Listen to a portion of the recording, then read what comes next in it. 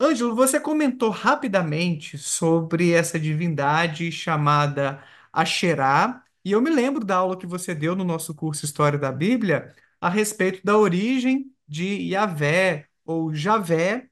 Hoje, Uhum. aqui no Brasil, né, a gente conhece muito como Jeová Não, também, por conta das testemunhas de tranquilo. Jeová e tal. Mas conta pra gente um pouquinho desse contexto cultural, desse caldo politeísta, porque no final das contas, Ah, então, ok. é, Javé nasce a sua crença, né, o culto a Javé no meio de outras divindades, né? Eu acho que seria legal você trazer esse Sim. elemento pra gente aqui, Ah, dar uma desculpa que eu palhinha vou desse ter que assunto. levantar, então, Tá, porque para pegar outra peça. Então, por legal. exemplo, essa peça aqui é uma das mais fundamentais a respeito da relação de Javé com outras divindades, né? Então, esse aqui é uma réplica de um pedaço de vaso, né? E que é no, perto do deserto do Sinai, ali, né? Da região do deserto, com Tlet Ajrut, e que isso aqui é século 8 antes da Era Comum, tá? Então, você tem uma imagem, com cara meio bovina, inclusive, né? Um casal aqui, e tem uma frase em paleo-hebraico que está: Eu te abençoei por Javé e sua Asherá. Então, essa peça aqui é basicamente a peça clássica, né? Tem outras peças, outros elementos que eu trabalho no meu canal. Tem muitas lives, tem uma playlist só chamada Asherá lá no meu canal. Então, o pessoal pode ficar à vontade, né? Então, Javé e Asherá eram adorados juntos, não só popularmente, mas durante o período da monarquia, era um casal divino que era adorado no templo em Jerusalém, pelos próprios monarcas, né? E aí você vai ter, por exemplo, isso é tanto em Israel quanto em Judá. A grande questão é que vai haver uma proliferação, desculpa, de santuários populares, os famosos lugares altos, né? E existem 40 ocorrências do nome Asherá na Bíblia hebraica. Só que os tradutores escondem essas 40 vezes, né? A maior parte você vai ler lá em português, poste ídolo, lugar alto, poste sagrado. E quando você vai ver no hebraico, está lá o nome da deusa, Asherá. Então, os próprios tradutores também fazem o desserviço de apagar o nome da deusa do texto, para que as pessoas não percebam que ali está se referindo a um culto politeísta, né? Então, não era somente a Xerá, Baal também era adorado, outras divindades do panteão ugarítico. Eu tenho um curso só sobre isso, chamado Panteão Ugarítico e Mitologia Cananeia, Deuses e Deusas da Bíblia. É um curso tipo, R$ 115. Esse curso é um curso de 10 horas. E aí você tem só sobre as divindades da Bíblia, as muitas divindades, né?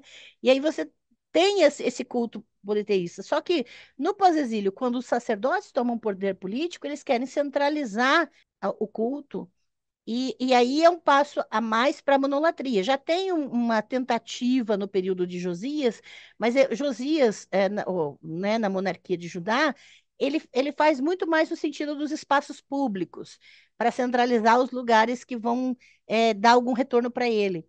Mas no pós-exílio, vai haver uma influência muito mais sobre os espaços privados, para que as próprias mulheres sejam submetidas à questão das leis de pureza e impureza, que também é uma influência persa, e tantas questões que vão colocar os sacerdotes como autoridade máxima até sobre os pensamentos do povo, né? Sobre o que eles devem crer, o que eles devem valorizar e coisas assim. Mas qual seria o interesse deles de estabelecer essa monolatria ou até posteriormente o monoteísmo, deixar essas outras divindades para lá e vamos concentrar nossa energia, nosso tempo apenas em Yahvé? Tem assim estudos a respeito disso, Ângela, de por quê, qual era o Tem, contexto político para esse movimento? tem estudos sobre isso, é, é, mas eu levanto duas questões importantes.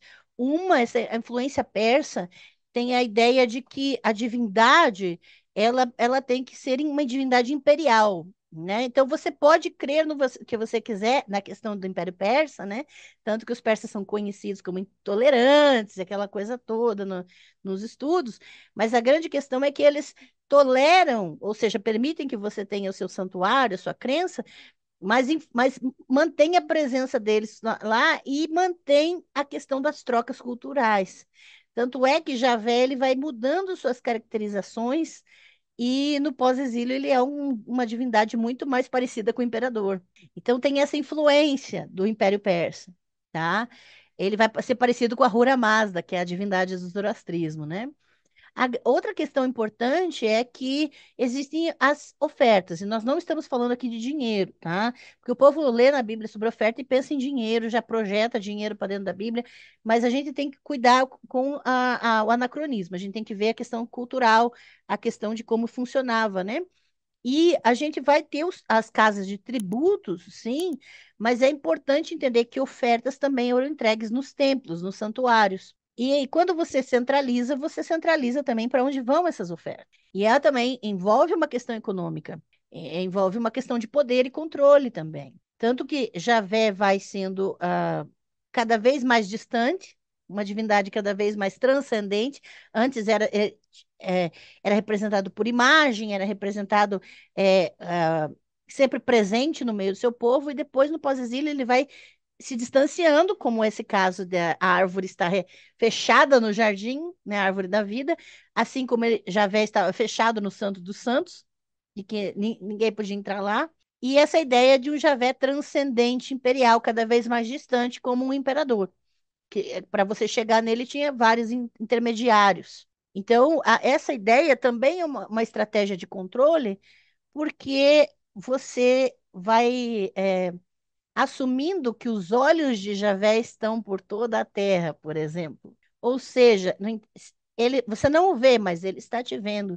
Isso é um discurso de controle, que mesmo que onde os sacerdotes não estavam, as populações são controladas porque tem essa ideologia implementada na sua mente, de que elas têm que ser fiéis, mesmo na ausência dos sacerdotes, porque Javé está olhando para elas. E isso é uma estratégia de poder muito forte que acontece até hoje, né? Quanto mais transcendente a divindade, mais controle a elite religiosa tem sobre o povo.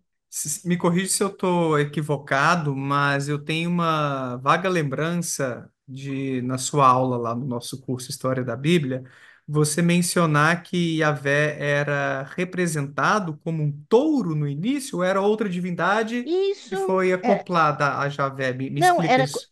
era como um touro, porque as divindades, Elef, Elef é touro, é boi, né? Em hebraico. E a primeira letra do alfabeto, o Aleph, por isso Aleph, né? Era a carinha de um boi. E representava sempre as divindades mais importantes, a divindade superior nos panteões. Então, El, em Ugarit, que era o deus principal, era representado por um boi. Baal, quando assume o lugar principal numa determinada região, ele é representado por um boi ou touro, né? Então, Javé também, e existe, inclusive, tem um artigo do professor Ademar Kiefer, né, que ele fala sobre é, é, Javé como representado por um touro jovem, né? E ele defende que aquelas acusações dos santuários de Samaria e Betel, os touros que estavam em Samaria e Betel, que são sempre demonizados ali na narrativa bíblica, que esses touros não representavam Baal, mas representavam Javé. O que acontece é que agora os sacerdotes querem fazer o quê?